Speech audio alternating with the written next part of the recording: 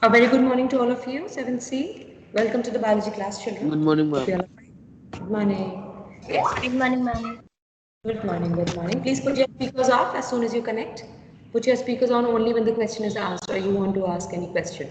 Fine. So yesterday we talked about the sexual reproduction in plants, and in that I told you that for the sexual reproduction, two worlds are important. They're necessary, and they are called the reproductive worlds. Yes, like you have the petals, you have the sepals. So the inner worlds, you have stamen and the pistil. Yes, and I told you the structure of the stamen. I told you the structure of the pistil. Stamen is divided into two, that is anther and filament. And when we talked about the pistil, it is divided into three parts, and they are stigma, style, and the ovule. Fine. And these are the world's children which are going to participate and which are going to help in the process of reproduction in the plants. Yes. So continuing that, and I also told you that there is another important process that takes place with because of which the reproduction in plants is possible, and that is pollination. Yes, so pollination means the transfer of the anthers of the pollen grains from the anther to the stigma of the flower. Like I told you that the male gamete, the female gamete, they fuse and they form a structure. They combine and they form a structure that is called the zygote. Yes, so for the formation of the zygote, pollen grains are required, which are the male gamete, and the egg is required, which is the female gamete. The pollen grain is produced by the male structure or the male part, that is the stamen, and the female gamete is produced by the female part or the pistil. Fine. So this was what we discussed yesterday. Now we'll be talking about few more things, and then we will come on to the actual process of how the mating dance, how the combination or the fusion of the male and the gamete and the female gamete takes place. So before that, let's learn a few things. These are, see, in nature you find different kinds of flowers. Fine. But children, there is a thing from the scientific point of view. We need to know one thing, and that is that there are two types of flower. Scientifically, if we talk about, there are two types of flower: unisexual and bisexual. Now, for understanding this, you need to understand again that in a flower, male whorl and female whorl is present. I told you.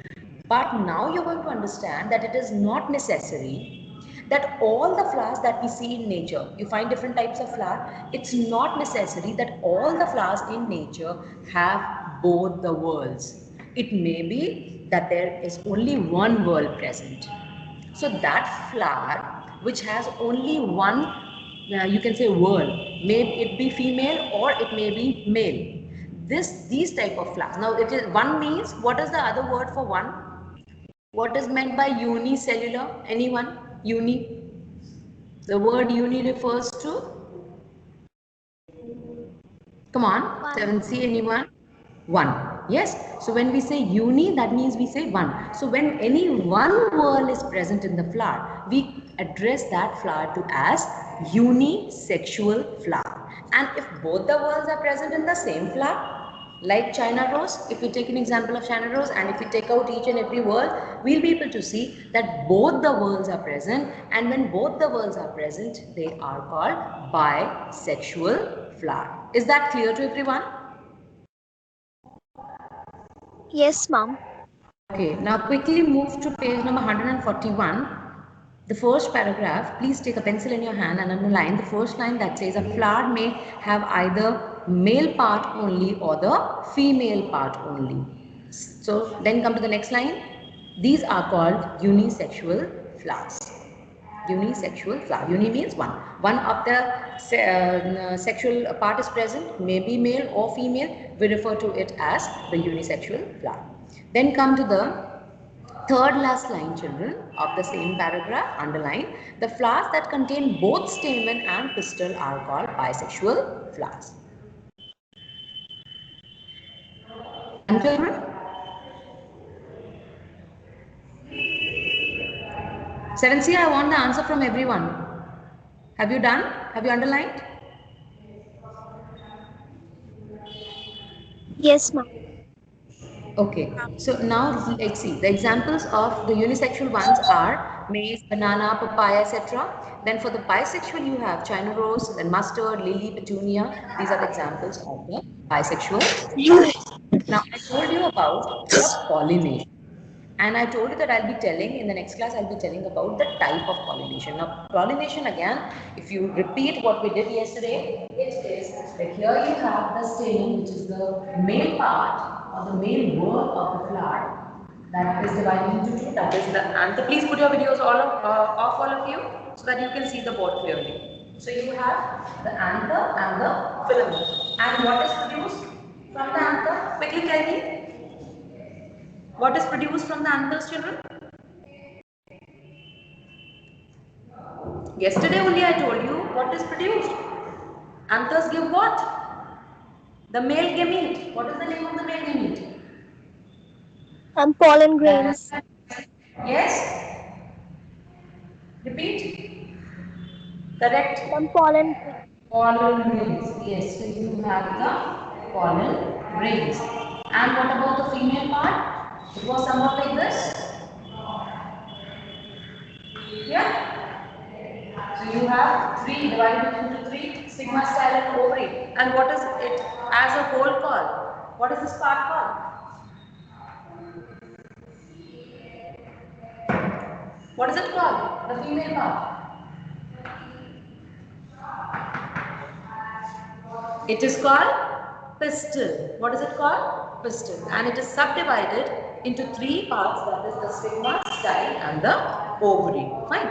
Now, this is the male and this is the female part. Now, if both are present in the same flower, children, then we call that as bisexual. And if only either this is present or this is present, then we call it unisexual. I hope this much is clear.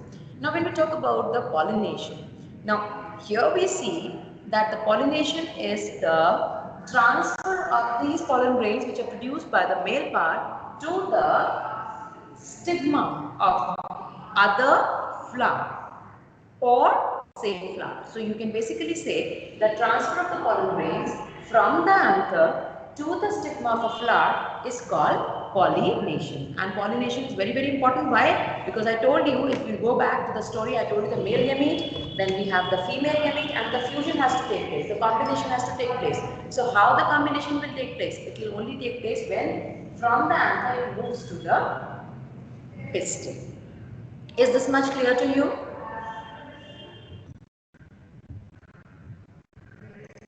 Yes, ma'am. Yes, ma'am. Okay.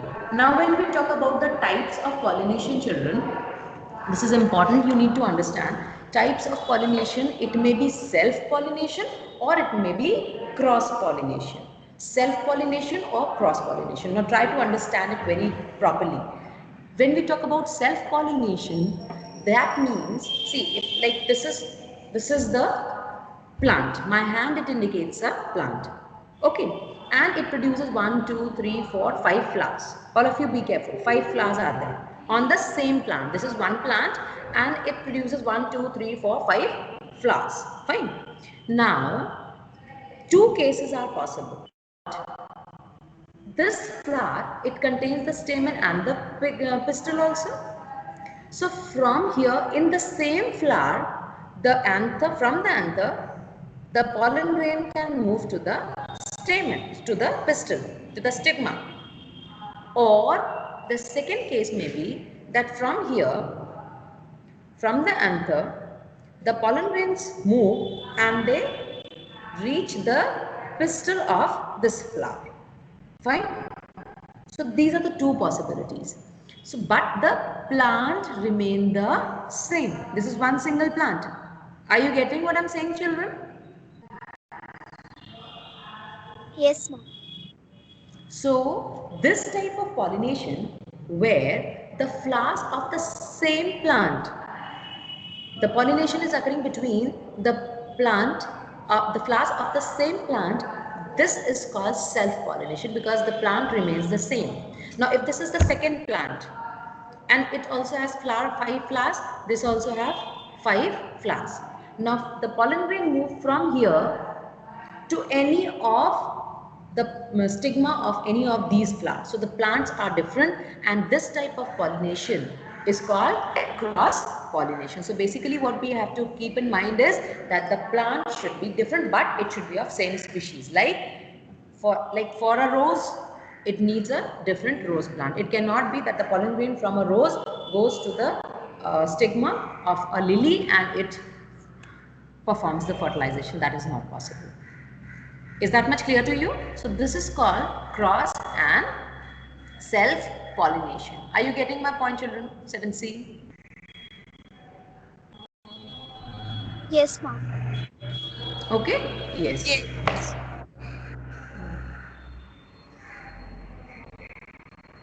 Shraddha Shukla, can you hear me? Shraddha, can you hear me, beta?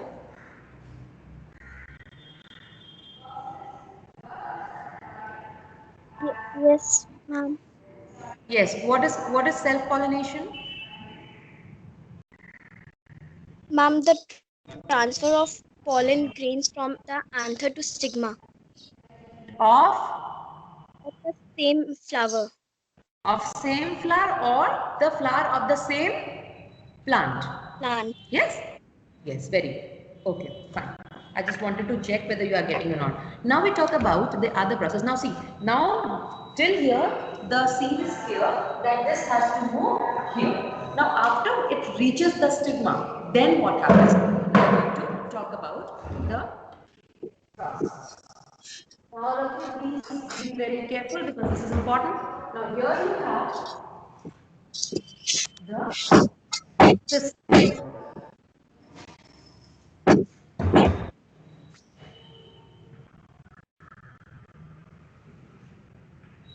So here you have the pistil and this is the stigma. So it is divided into stigma, then style, and then the solid portion that is called the ovum. Now children, the pollen grain which was produced for the male it moves to this place, and here you see the pollen grains. Fine. So these pollen grains have reached here. Keep saying yes or no. Is this clear? Yes, ma'am. The pollen grains have reached the stigma. Now children, a small tube comes out of these pollen. This covering is removed and a tube comes out. This tube starts. Now here you know that here what is present? What is the female gamete called? Male gamete is called what? What is the name of the male gamete? Pollen grain. Loud. And what is the name of the female gamete? Egg. Egg. So here you have the egg. Fine. Now this tube, children, it goes down. It goes down and it reaches, it moves till it goes to the egg. So it moves in this way. Yes. And now what is going to happen? You know what is important for a cell.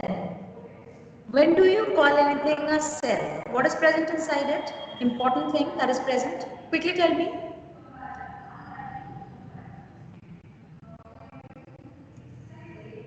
What is the most important thing for a cell to be a cell? Nucleus? Yes? I told you when I was telling you about the binary fission in amoeba and about the binary fission in the Paramecium. I told you about the cell, that it is important for a cell to have a nucleus. Then only it will be called a cell. Yes? 7C? Yes, ma'am. Okay. So here, since this is a cell, it has a nucleus. And this nucleus shifts and both of them, they combine. Now, this is what I have been telling you when we started with the lesson, reproduction in plants, that the male gamete and the female gamete have to fuse, they have to combine. So here the fusion process takes place. And when the fusion takes place, what is formed? What is the structure now called? It is called zygote. What is it called? Zygote. Zygote. Okay. So again I repeat, the pollen grain comes to the stigma of the flower and they develop a pollen tube that shifts down and moves, and it moves till it reaches the egg. Now when egg fuses with it, the combination, they combine together and they form a new structure which is called the zygote. Now this process, children, this process of the fusion of the male and the female gamete is called fertilization. I repeat, the process of fusion of the male and the female gamete is called fertilization, and this is something very, very important that we need to understand. Now quickly move to page number 142 and keep saying yes or no. When you follow the diagram, the same diagram is given in your book. Can you see the pollen grain? Fertilization in plant diagram. Can you see the pollen grain, children? Yes. Then you see the pollen tube, brown color tube that is going till the end where egg is present. Yes? Yes, ma'am. Yes, ma'am. Yes. And the basal portion. What is this portion called? This is called the ovary. Yes. This is the ovule. Inside the ovary, ovule is present. Yes. And the ovule contains the egg which needs to be fertilized with which needs to combine with the pollen grain. Fine. So I'll read it out for you so that it is more clear. The same thing that I told you is written in your book. After the landing of the pollen grains to the stigma, pollen grains form the pollen tube with the male gamete. Pollen tube grows through the style, it moves through the style and reaches the ovule. Inside the ovule, a male gamete and a female gamete fuse to form the zygote. Please underline the word zygote, very, very important. It fuses to form the zygote. The zygote helps to form, and now this zygote, children, this is structure which is formed, it is only going to give rise to a new plant. Again I repeat, we are talking about the reproduction in plants. Plants mein reproduction kaise hota hai? This is the way it takes place. Then what is the other story that I'll tell you. Now what happens? After this is done. Now fertilization process is finished. Now what will happen, children? The ovary portion, this portion that you see, the ovary portion, are you able to see the ovary? Yes, ma'am. Yes, ma'am. Yes, ma'am. Yes. This ovary is going to swell up. It will increase in size, children.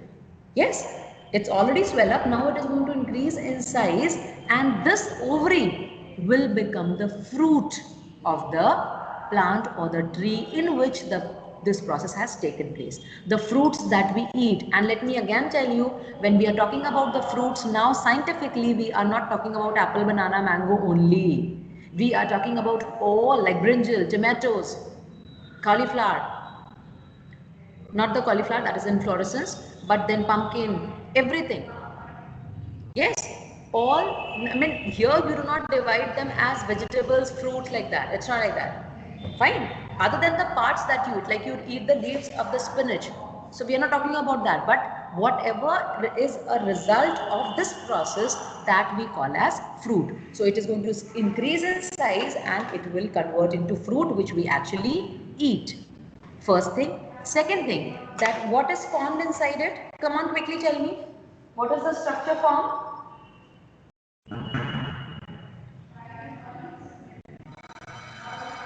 Zygote. This zygote is going to develop into an embryo. The zygote is going to develop into an embryo. So later we'll be talking about it in the next class. Fine. Thank you, children. Take care of yourselves till we meet again. Thank you.